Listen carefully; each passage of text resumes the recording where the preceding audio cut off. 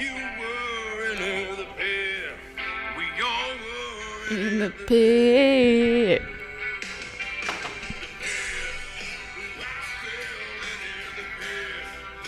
Should this be our intro? Probably.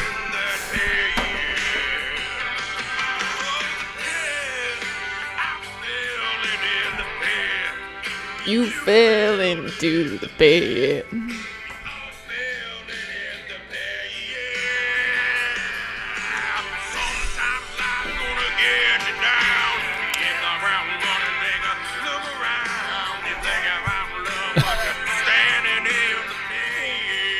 Standing in the pit. Hold it back from the.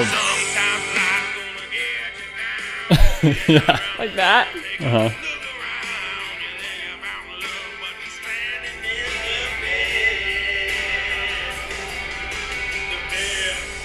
I fell into the pit.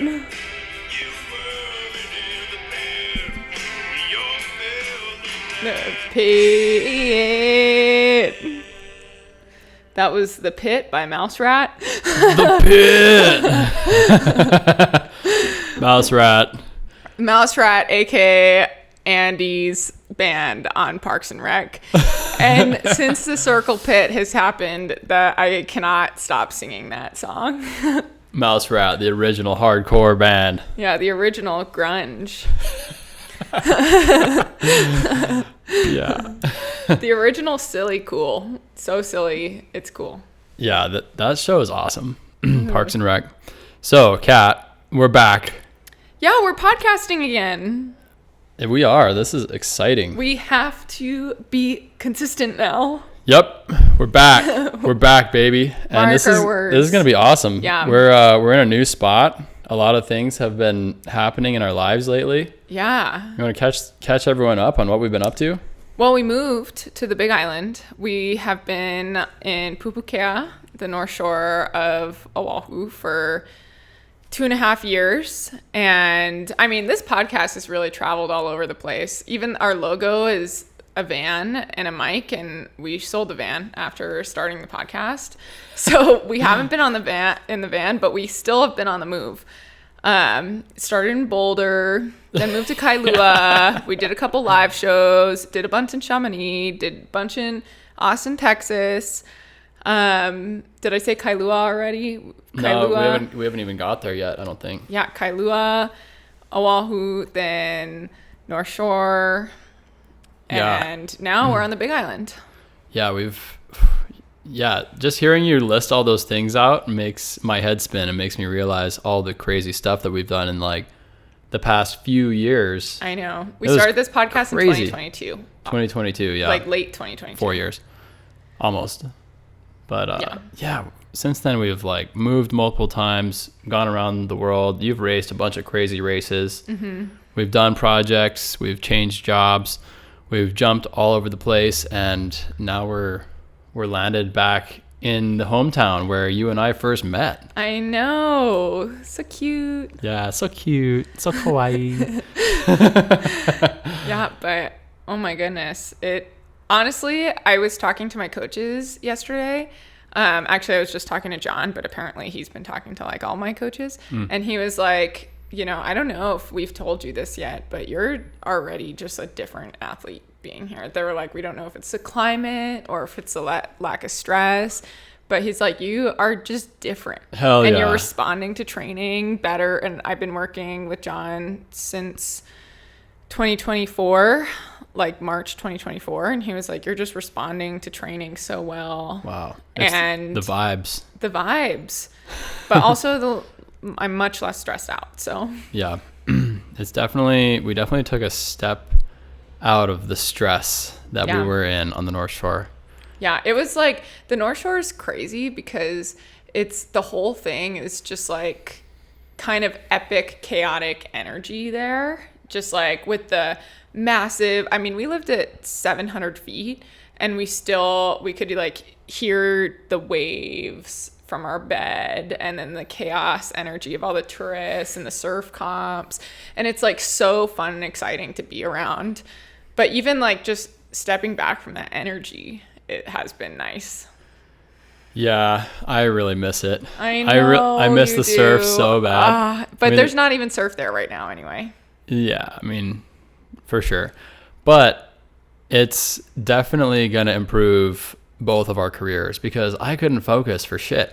I was surfing nonstop. I know. So like there's waves. I was telling Vanessa, our friend, I was like, yo, there's good surf right now. Like I have to go surfing for at least 4 hours today. And she was rolling her eyes like, oh, you have to, do you? I'm like, Vanessa, you don't understand the opportunity cost of not surfing.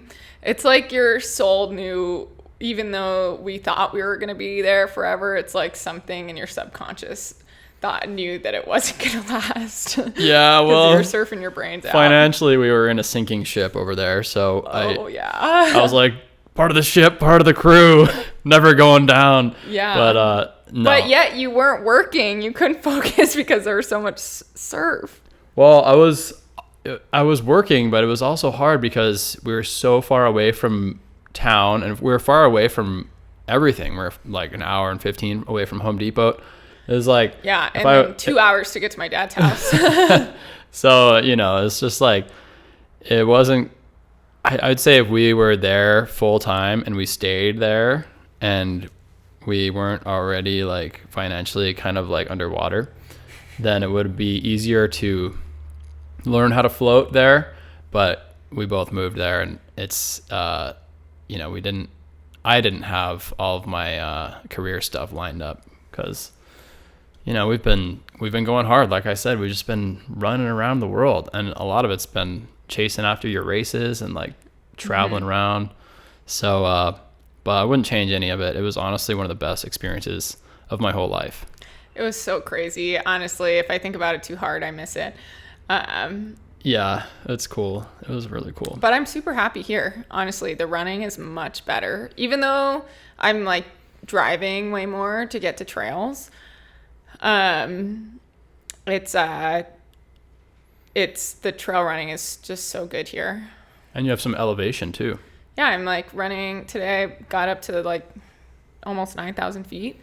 Wow. On my run. Yeah, that just like a 10-mile run, hour 45 minutes. Like, that doesn't even exist on Oahu. No. Yeah, definitely so not. You get to like, train high, sleep low. Yeah. I mean, we're still sleeping at like 3,000 feet, which isn't that like perfect for adaptation? Yeah, I mean, it's great because it's, to really get a lot of altitude benefits, I'd have to be training high. I mean, I'm still getting some, but I would have to be training high daily. And then also just like hanging out up there too. And then sleeping low. Like that's great. Gotcha. I mean, both train high, sleep low, and sleep low, train low, sleep high, both have their benefits. The thing that is great about training high and sleeping low is that I'm not sacrificing anything in the recovery. I mean, I'm sleeping so good here. It's great. Yeah. Oh, yeah. And you sleep pretty gently. I'm a light sleeper. You can't sleep that easily. I know. I have to like have perfect conditions to sleep well. It's so irritating. I'm like, Kat, I'm going to go surfing at 5 a.m. tomorrow because that's how long it takes to get to some of the spots. And she's like, oh, do not wake me from my slumber. I know. She's like a sarcophagus. I know. I'm like. I know if I accidentally wake her, she's like, stay away. What are you doing? I'm like, oh. I know. That's because like 75% of the time, if you wake up, I wake up too. But you were so good this morning and you didn't snooze your alarm. I literally didn't even hear it. I woke up, but just like lightly, and then was able to go back to sleep. I woke up at like 5:45, which was perfect. Nice. Yeah, well, that was like a real quick rundown, but I'd say that kind of catches people up to speed a little bit. Yeah, but I just also want to go over how we flipped our house. I mean, flipping makes it seems like, because that was like crazy. I want to walk everybody through this timeline. Yeah. So this is crazy. It was maximum effort. It was maximum to get effort to where we are right now. Yeah, if Like, that's why I wasn't racing Chianti. It was also, there's like a bunch of, we won't get into the other complication, which was there was like potentially some legal stuff with some permits that we're not going to talk about, but it made it for extra stressful. But what was it wasn't crazy, our fault. It wasn't our It was fault. the previous people that We're owned it. fine. But the crazy thing is so November, we had a couple people here to Somo Collective to do a little film about us, and we were on Big Island, and it was like in the middle of a bunch of stress, and we like came and did this film, and we basically spent 9 days showing off this place that we grew up in, that we love so much. And it was like a really cool, special time to connect to this place that we love, or reconnect to it and tell that story. And then just like do some adventuring with cool people. Like, it's always so fun to play tour guide here and like talk about why different spots are so special. So we did that. Matt and Dylan left. The next day, Carson and I are like talking logistics and like finances and like all this heavy stuff. And we're like, do you ever feel like it'd be easier if we just moved back here and sold our house? And he was like, yes. And then it started this whole conversation about moving to the Big Island again. That was November. December, end of December, we were under contract with the current house that we're in. We put in an offer, but it was contingent on the sale of our home. But we had to get our old ass house in Pupukea ready to sell. And then now all of a sudden we had a super short timeline. Yeah. So naturally, my to-do list grew from 20 things to 200 things. Mm-hmm. And wow, we redid so much. We repainted a bunch of that, most of that house. We did a lot of painting. I refinished the floors with our neighbor Sean, who's also a great carpenter, handyman. And you also had to patch the floors from underneath the house. This house Yeah. was from the 1950s, and there's some termite damage. So in certain spots, you could see the ground from the floors. Original wooden floors, and back then they made single wall construction. So all the walls from the inside of your bedroom to the outside it's only like 3/4 of an inch. So it's really thin construction, really light duty, but perfect for that sort of climate because it dries out quickly. There's no room for mold to grow in the wall, and it's cedar, so termites typically don't like cedar, but given enough time, they'll eat anything. So there was quite a bit of termite damage that I ended up repairing, and we refinished the floors, repaired a bunch of damage in the house that we didn't, quite realize was there until I went to go, touch everything up and make it look ready for sale. Redid the decks outside. Tons of landscaping, all the photography for the house, trimmed a bunch of the trees. Yeah. Man, also, everything. while we were doing all of this for like many days, we were sleeping outside. Oh, yeah. Well, we had to move everything out of the house because when you sand the floors, it's so much dust. Like, you don't want to be in there. You don't want any of your stuff to be in there either. So we moved our entire lives outside, and we were sleeping in the carport, and our neighbors could see us like sleeping outside, and we'd wave to them when we'd wake up, and they're like, what are these trash people doing? It was funny, but we worked really hard, and man, it was like 14-hour days for a couple weeks until we finally got that thing on the market, and boom. It was pretty quick after that. It was under contract in the first week, which, like, honestly, we're so lucky in this market. Mm-hmm. Things don't always sell quickly. And oh my God, the craziest part is that we closed on that house the day before the floods hit. So we signed papers the house is no longer ours. It closed. The very next day at 2 a.m, cars are like floating down the street. Like just down the hill from where the house was. Cars are drowning. Like they're sinking to the bottom of these like huge cars are drowning. Seriously, it was so crazy. Some of they weren't even floating. They just like were up. You could only see the little roof. There was so much water. Well, they're made of metal, so it's hard for them to float. Yeah, only if somebody's they have photos and videos of cars floating, but those were already driving. Yeah, you're right. So we kind of got out in the nick of time. If we didn't sell it right then, it would have pushed us back at least a month, maybe 2 or 3, because just given the challenges of marketing during that time. Yeah, and I also think like if we didn't sell then, it might have put it on hold for like maybe more than a couple months, just like maybe 6 months, because right now, Waimea can't. So to get to our house, it's like one highway, and it's on the coast. And both sides got a lot of damage. Mm-hmm. And at both sides, it's single lane right now. And so many cars go through there every day. Yeah, because there was landslides. It was absolute carnage. I mean, most of the catastrophic flooding happened closer to Haleiwa in a town called Wailua. Mm-hmm. And that was really bad. We really feel for everyone that went through that and still is going through that, because it's catastrophic. And there are donations that people have put together for relief from that, because there's a lot of like local families that have lived in the same house for multiple generations, and they're like all their stuff is flooded and destroyed now. And so it's pretty sad.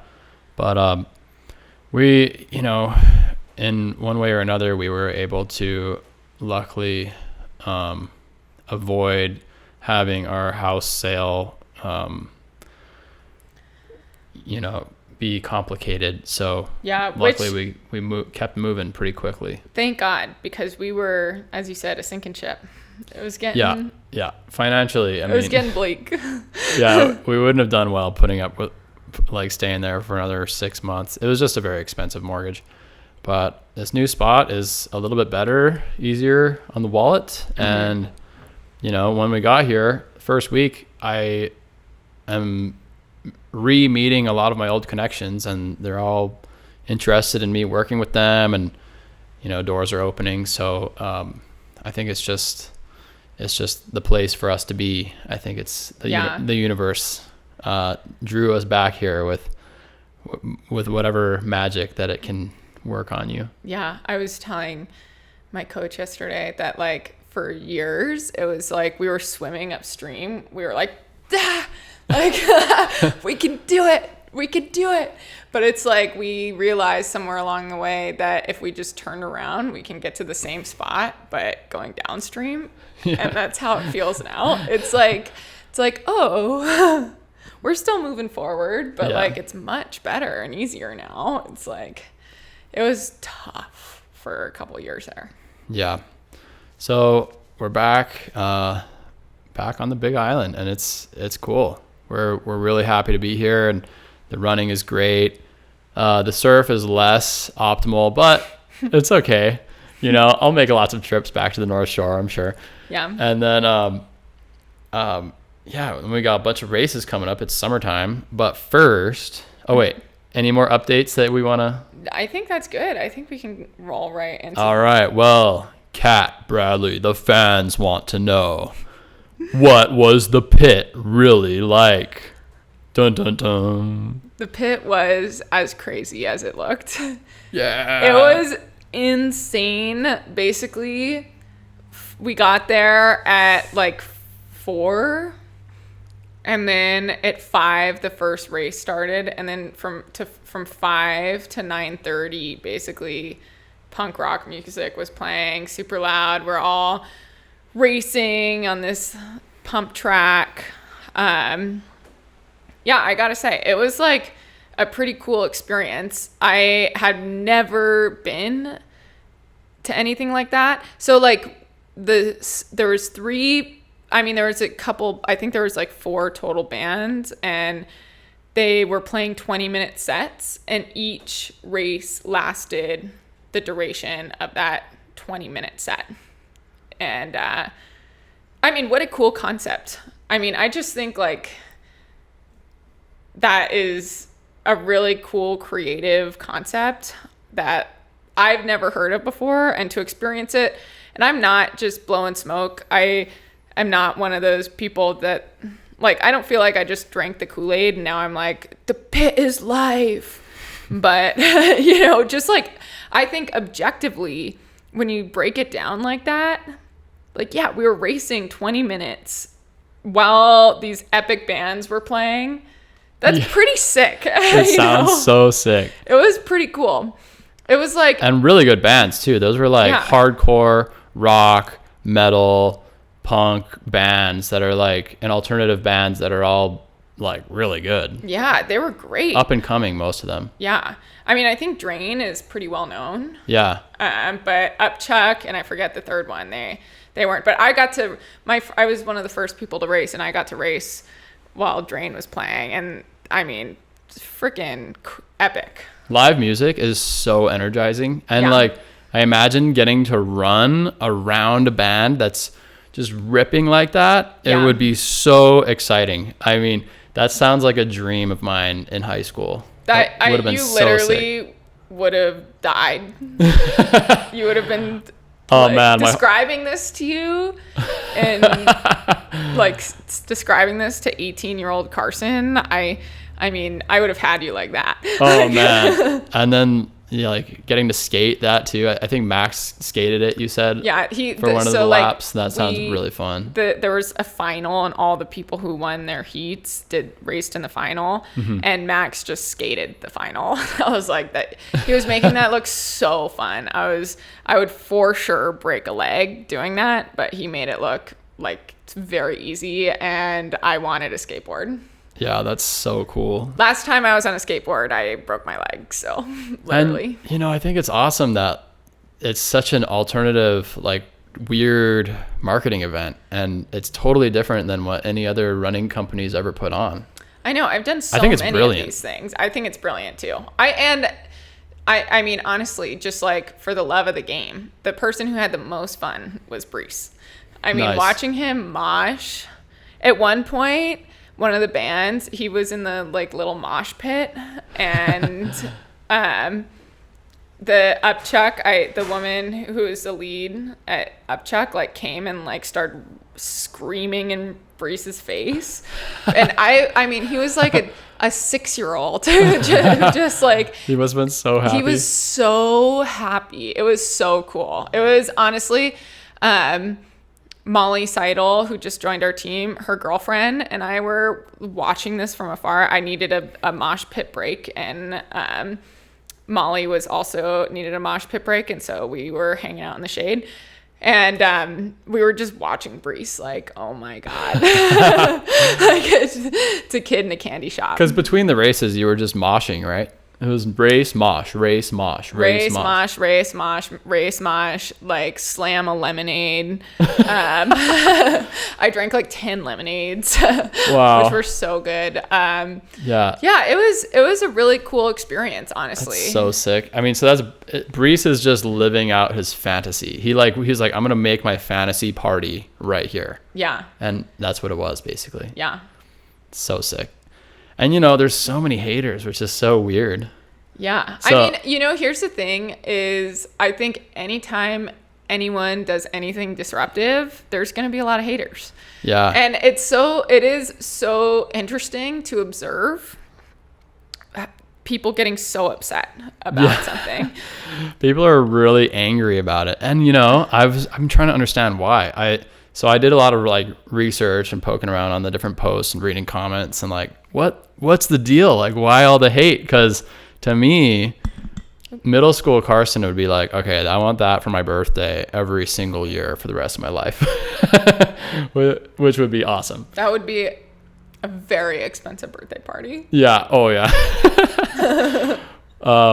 But so yeah, in order to have that, you would have to make a really successful clothing / shoe brand like Brees has, which, but let's get into it. Like, I'm, should we go into the argument of like why people think, like what people think was the problem with it? Yeah, you tell me. You've done more research than me. I have my own opinion why I could see. Maybe I do that first, and then you tell me what people are saying. Yeah. Okay. What's the argument against the pit?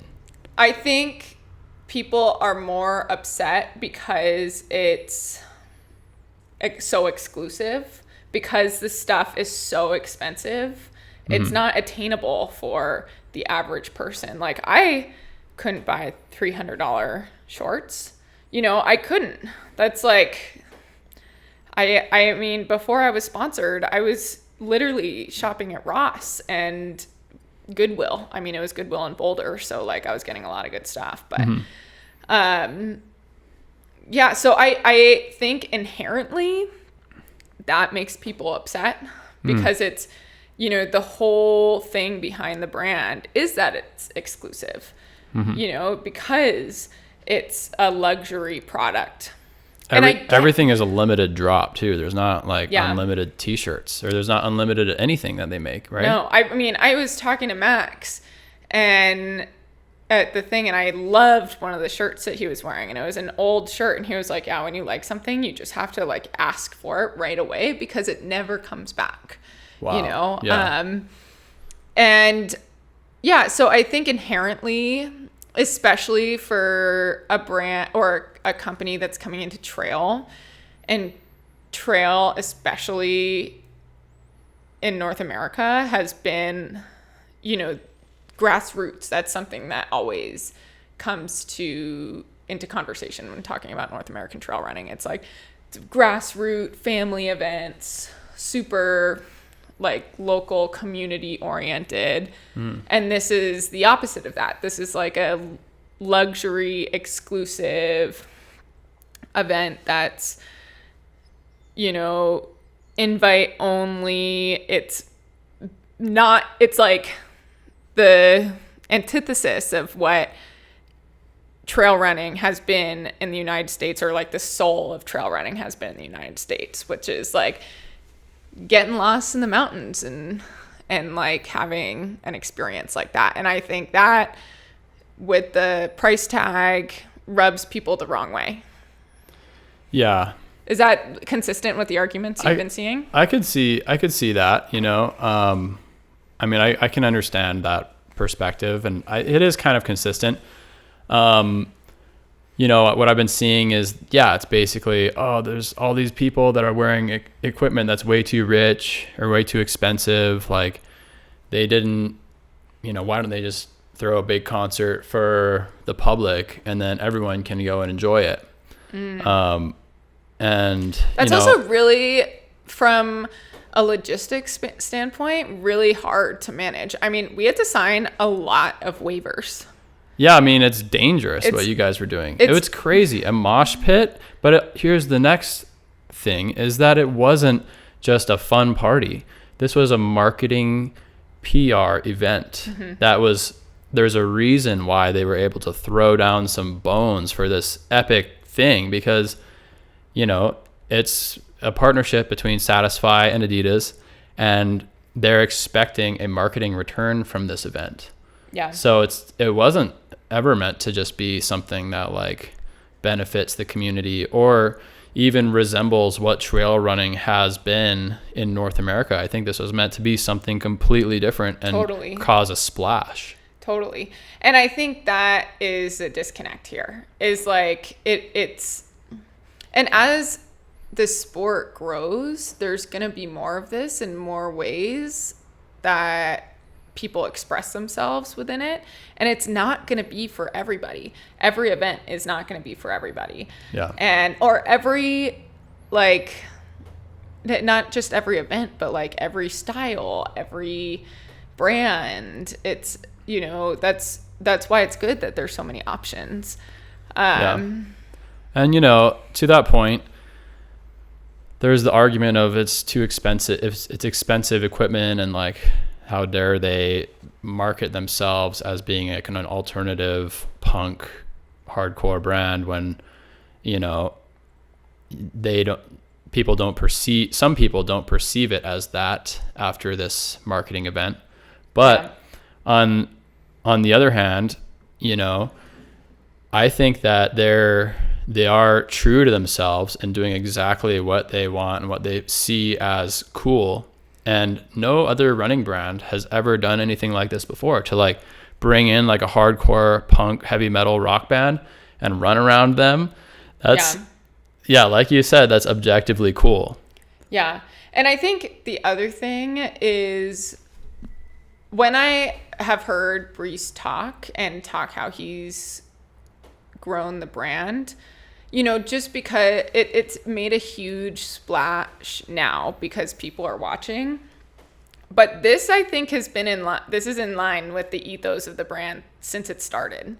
You know, it's always been to make luxury product, and it's like expressing what punk rock is to them, you know, is to Satisfy, is to Brees in particular.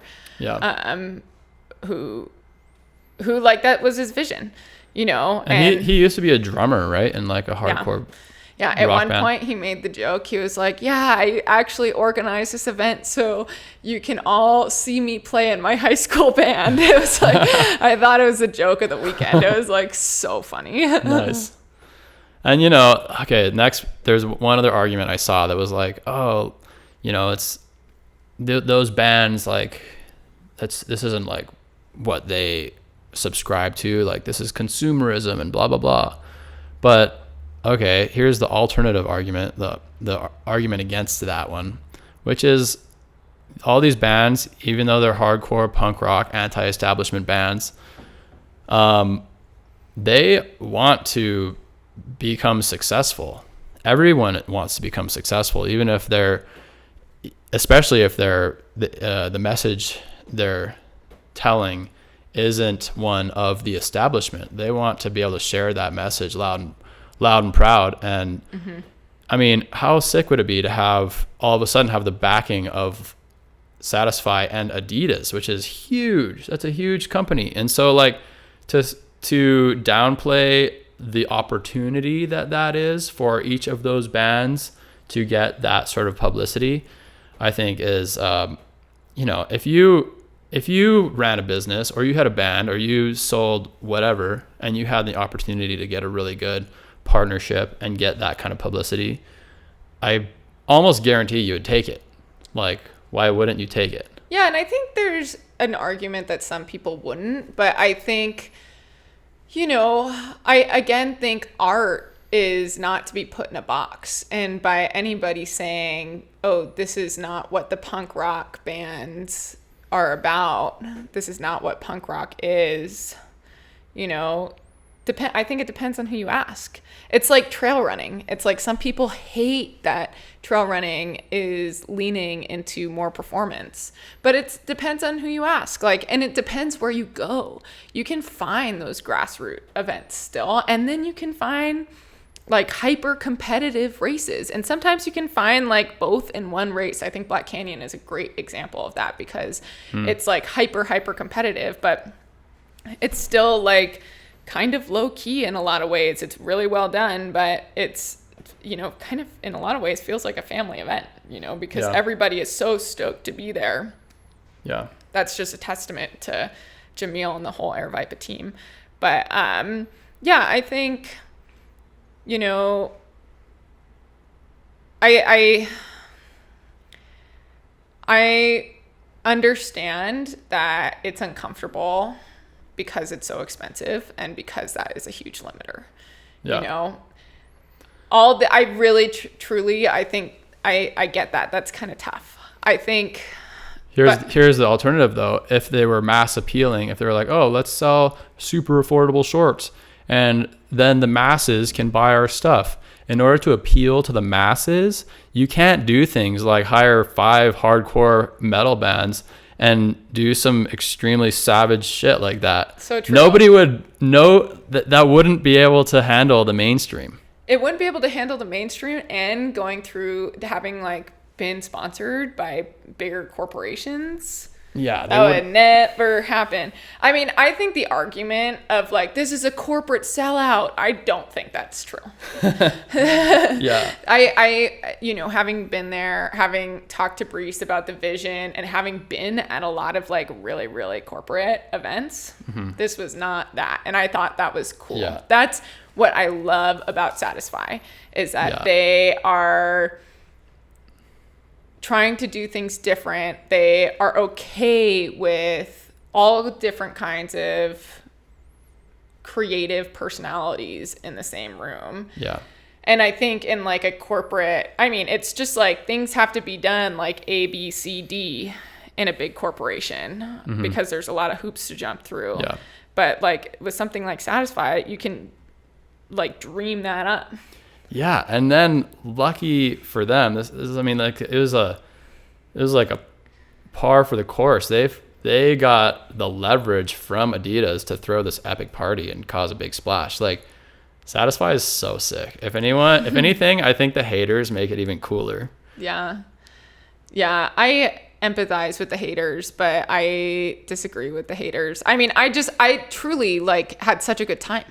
You know, I know I got to talk to the lead at Upchuck for a while. That's the only brand or the only band that I got to hang out with because, you know, they were doing their own thing. But the Upchuck, I wish I knew her name, but she wanted to hang out and she was like stoked on all the merch, and she like got a pair of Adidas shoes to do the thing, and she was like, these are sick. And she like grabbed all the stickers. I mean, she was like, it was so cool getting to see her be stoked about it. And I forget my point other than like, I think everybody there had a genuinely good time. You know? So cool. So cool. Yeah. And I mean, again, just like breaking down the concept of it, running 20-minute races. Honestly, I will tell you, could have done without the pump track. That looked brutal, huh? Personally, could have done without the pump track. I was like running that in super shoes. They were like super high stack road shoes. I was like, I told Kyla, my manager, luckily they were like so cool about it. I was like, hey, I hope you don't expect me to actually race this really hard because I do not want to get hurt. This looks like so... This is an injury-prone event. Yeah, I mean... Thus the waivers. I know. But also, like, it's not only bumpy like this, but there's so many places where it banks super hard and you're, like, kind of running sideways for a minute. And you have to, like, really pick up speed to be able to bank right. Oh, yeah. That sounds fun. Oh, I wish I was there. I want to skateboard. That'd be so sick. I know. I wish you were there, too. I mean, I literally... They should do a skateboard division next time. And then they can get some skaters on there and then just like have running and skating. Because, you know, skating historically, since the beginning, has always been like super underground, super hardcore. Those guys are gnarly. I mean, I used to be a skater until I just rocked my shit too many times to count. And then I had to like tone it down. I know. But skating is super, super sick. Here's the thing. I would make you wear a helmet and you wouldn't want to wear a helmet. I would wear a helmet. You would? Yeah. Max wasn't wearing a helmet. Yeah, but he's just really cool. That's why. I'd be like, your wife is making you wear a helmet. I'm like a notch or two less cool than Max, but that's fine. Yeah. I learned the hard way. I'm just not as cool. I think you're cool. That's all right. Sweet. Thank you, babe. I will say Max is objectively cool. Yeah, he's super cool. I mean, imagine if I had all those like tattoos. Your mom would murder you. Yeah, my mom is keeping me from being as cool as I possibly can. Honestly, I don't think you should it, get Mom. a bunch of tattoos. That vibe works with Max. Like you're such a good clean boy. Yeah, I know.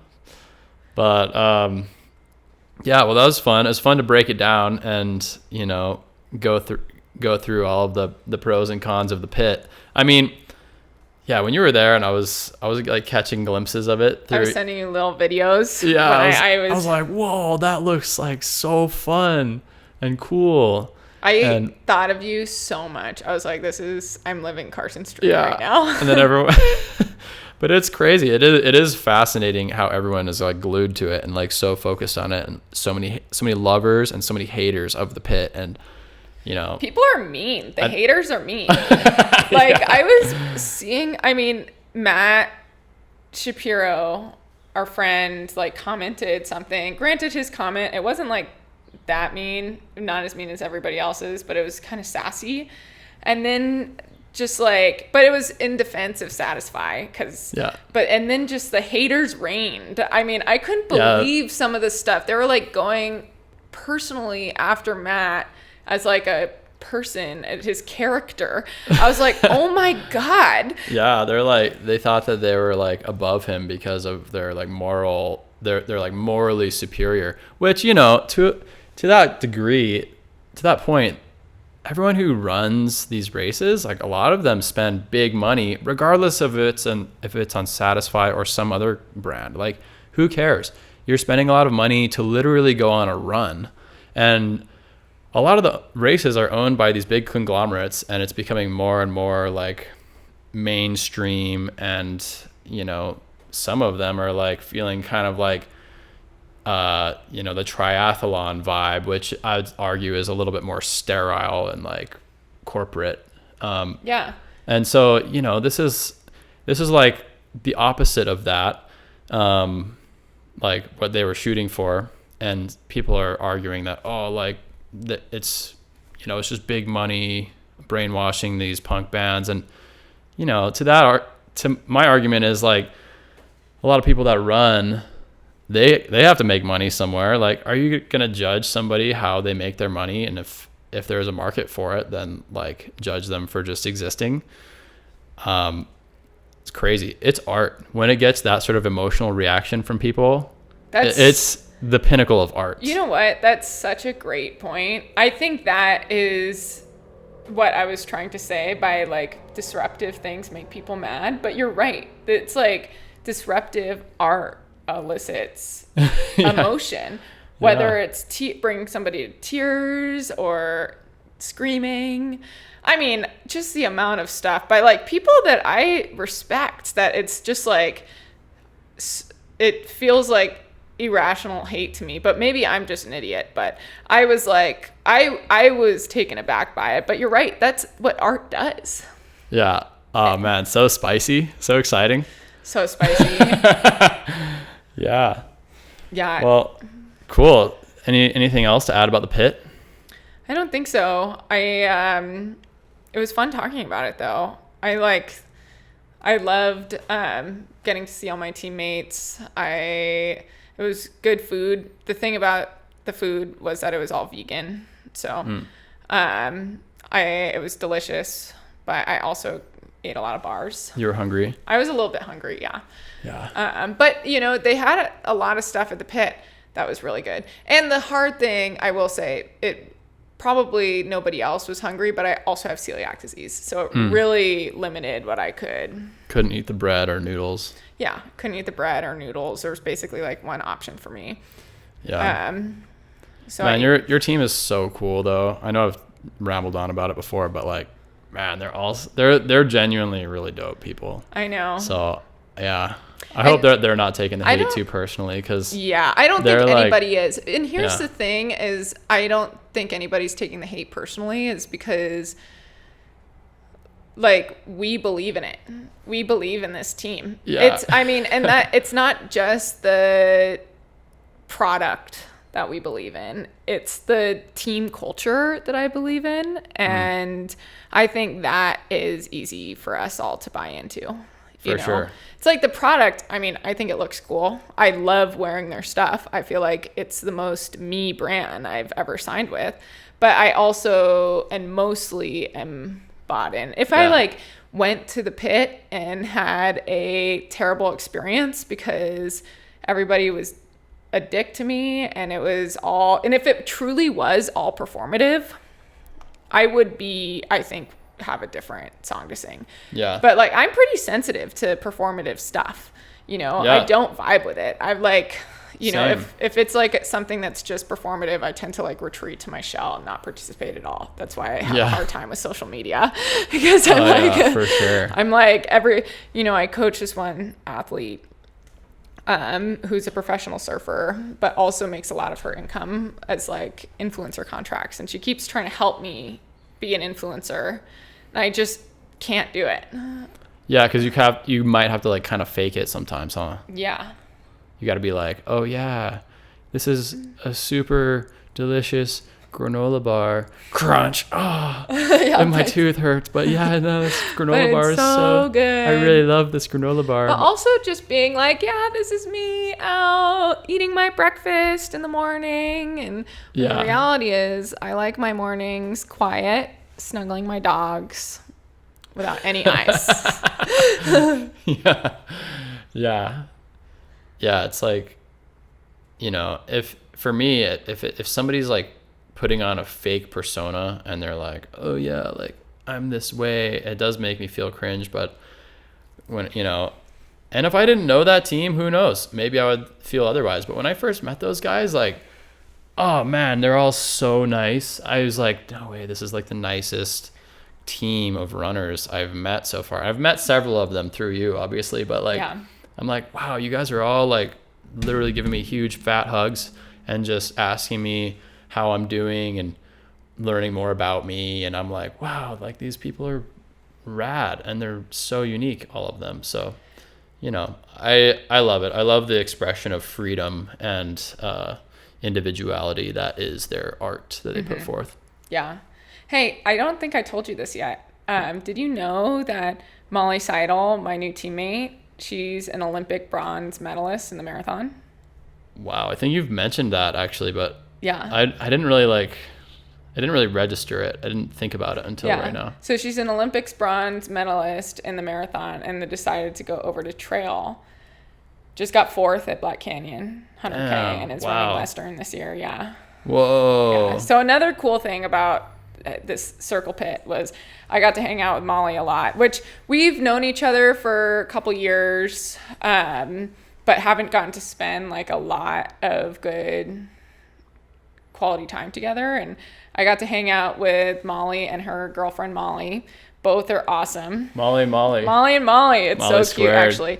And what's so cute is they love each other so much. When both of them walked away at one point, or like one would walk away and they'd be like, she's a good one. Like both of them, like, and then the other one would like come back and do something and be like, yeah, I got a good one. Are they both runners? I don't think Molly, not runner, is a runner. I don't know how to distinguish them. I wish I knew, because I was at one point said other Molly and I was like, I don't really want to call her other Molly. Other Molly. Yeah. Yeah, she needs a good nickname. And Molly 1, Molly 2 doesn't sound that good either. No. But so I don't think. Gotta call one like M Dog and the other one like M Dog. I bet they would love that. Mall and M Dog. Malls and M Dog. I'll ask them about that. That's cool. That would be cool. Yeah, so that was the pit. Nice. Cool. So should we talk about race updates? Yeah, you got some races coming up, huh? Yeah. So my race schedule completely imploded with the sale of our house, and I was actually going to try and get a golden ticket this year at Chianti, and I was feeling pretty fit and feeling really good, but then I think the stress of everything, I'm realizing how many of my little niggles and injuries have to do with stress. Yeah, you're so sensitive to stress. I mean, I am too, and I think everyone is, but they don't really realize it. Yeah. Until you have that cause and effect point blank, like in your face, it's hard to realize. But now that you're less stressed, you're like, wow, I'm a new athlete. But it's literally just that one thing, huh? I mean, to be fair, we were under like a mountain of stress. Yeah. But so I had this like phantom nerve pain and basically couldn't run for 3 weeks. I mean, I say phantom nerve pain and it doesn't sound like a big deal. I thought it was a stress fracture.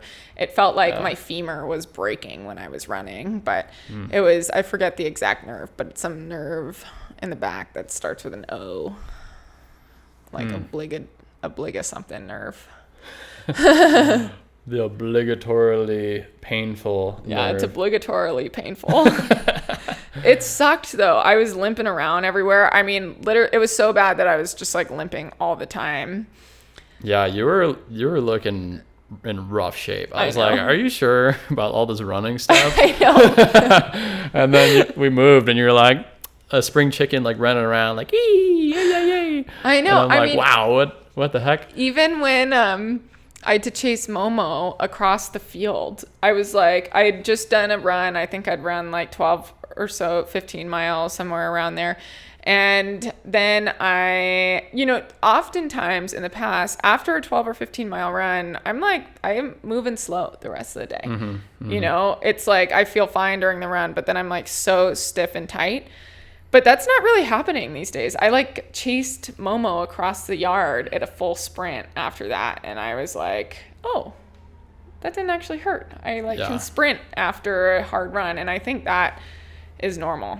You know, that's how I should have been feeling for a long time. Oh, I'm so happy that you're feeling healthier and looking healthier too. Man, it was stressful for me to see you in pain and agony like that. I know. So I'm happy about it. Yeah, ditto. But yeah, so then I'm racing Val d'Aran, 100K. Val d'Aran, where is that? It's in the Pyrenees. Where is the Pyrenees? I think it's in Spain. I'm like 90%. That's like a Spaniard mountain range. Yeah, I should fact check myself real quick. Spain. Yeah, that's sounds really cool. Is it 100K? Where is the Pyrenees? This is crazy. That's why our life feels like such a whirlwind. It's like, Pyrenees where are we going now, Kat? She's like, oh, we're going to the Pyrenees. I'm like, where is that? She's like, it's away. Follow me, husband. All right, feed me every 12 miles. I'm like, where? And she's like, around the loop. And I have to figure it out. And all of a sudden, I don't speak Spanish. And I'm like, how the hell do I find everything? So funny. That's pretty standard. So the Pyrenees are a major mountain range in the southwestern Europe that form a natural physical border between France and Spain. Nice. I think this is where the world champs were. Yeah, but so I'm racing the 100K. So there's a couple different races. There's 200K races. One is 110K and one is a 75K. Which one are you doing? I'm doing the 75K. Oh. Yeah. So with my UTMB index, I needed to get it higher in order to get a free entry into the 110K. But that I could get into the 75K. Which is still pretty competitive. Like both are, I mean, I'm excited to race against some really strong women. So I'm doing the 75K, which is also the 100K. It's a confusing system, but just bear with me. But I'm going to call it the 100K because of reasons that I'll explain to you later. All right. Cool. Maybe I'll talk about it at some point. All right. And then, so Pyrenees in Spain, and that's coming up pretty soon, huh? When is that? That is my races on July 1st. July 1st. Wow, that's coming up. Yeah. All right. Do they have a smaller race that I can run too? Yeah, I'm going to try and get you into the 18K. 18K. That sounds pretty good. Yeah. How many miles is that? That's like 9 miles? Yeah, that's like 9 miles. 10 miles? No, wait, okay. So 11 miles. Yeah, about 11 Maybe miles. 12? No, not 12. 20K. I could rip 12 miles. That Yeah. sounds really fun. 12 miles. It'll be like 11, between 10 and 11 miles with like 3,000 feet of vert in it. Wow, nice. That sounds super cool. Okay, and then what's after the Pyrenees? And then I'm racing Run Rabbit Run in September. Run Rabbit, and where is that? That's in Colorado. Oh yeah. I'm not actually registered yet. I got an email. Fred, the race director. Fred, my boy. Fred, can you let me back in, please? So Run Rabbit is 100K, right? 100 mile. Oh, 100 mile? Yeah, it's 106 miles. Oh. Yeah. Oh, shit. Yeah, and my neighbor here, Will, who's been doing a bunch of training with me, is also running it. So Oh, yeah. Will's watch out. awesome. Will got second at Pine de Palm last year and beat Brett Horning, who's a notable media guy, in the sport, like a pretty quick media guy. I feel like Will is gonna crush it in the coming years. He's pretty good. Yeah, you know, I think he's a great example of just like hard work and self-belief. Yeah. You know, that's what it takes. Yeah, just grinding. Grinding and showing up, grinding and showing up, grinding Yeah. and showing up, swinging, missing, swinging, missing, swinging, missing. Then at one point, something hits. Yeah. I mean, he's kind of hit. He kind of Yeah. hit the last one, Pine to Palm. Pine to Palm, yeah. But he's got to hit on a big stage. But Yeah. if he hits it, Run Rabbit Run, that'll be a big deal. Wow, cool. Then there'll be like a next step up from that. Nice. Yeah. And then, so Run Rabbit Run, and that's in when did you say? That's September September 18th, I think. Okay. Yeah. You're so good at dates. Yeah. I suck at dates. Much to my chagrin. Other husbands out there, are you as bad at dates as I am? I have like a calendar in my mind. I have to be looking at the calendar physically. I'm such a visual thinker that like I picture the calendar in my mind, and that's how. Yeah. Interesting. But then I'm doing the 100K in Thailand, I think, again. Hell yeah, that sounds super fun. Yeah, I'm not 100% sure. Chiang Mai. But I would really like to go back to Chiang Mai. You gonna do the 100K or the 100 miler? Probably 100K. 100K was super competitive that year, right? Yeah. Was the 100 miler also super competitive that year? The 100K was the one. 100K was the race, yeah. And I'd love to go back and try and win that race. So why is it sometimes that the 100K is more competitive or less competitive than the 100 miler? Does it just depend on the course? I think it depends on the course. I mean, like to run a 100 miler in Thailand, that's like a really big ask of your body. Yeah. And so for like a lot of pros, it's not worth the risk. Oh, you know, it's like just such a big deal, especially just in Thailand. Yeah, that's a vision quest. It's and a vision so hot. quest, and it's hot. And, you know, so like, and it's at the end of the season. Doing a 100 miler in December is kind of risky because you want to start building back. You want to spend like January, February, March trying to build back and doing a race in the spring, you know, maybe April, and racing a 100 miler. I mean, the recovery for 100 milers it's just like so much longer than the 100K. Yeah. Yeah. That 100K took me a couple weeks to bounce back from, but only because I was cramping so bad that it took extra. Yeah, that was tough. And that was also, you know, we were in the stress cave at that point. Yeah. So you weren't recovering as well. It's so crazy. Yeah. I mean, for me too, if I'm stressed, I get these debilitating migraines in my neck. And well, it starts on my neck and then it goes up to my head. And if I'm chronically stressed, I'll get 3-4 of those a week sometimes. It's terrible. And usually it's stress related. I'd say like sometimes it might be diet or hydration, but usually it has to do with stress. And so, I mean, Yeah. I think it affects everybody. But you and I are We're sensitive. Sensy. Yeah. Yeah, I think it's because of all the accidents we've had. Yeah, right. We've rattled our cage enough times. We're like, our bodies are like, play it cool, man. Yeah, the bodies are like, let's keep the inflammation down. Don't freak out. Yeah,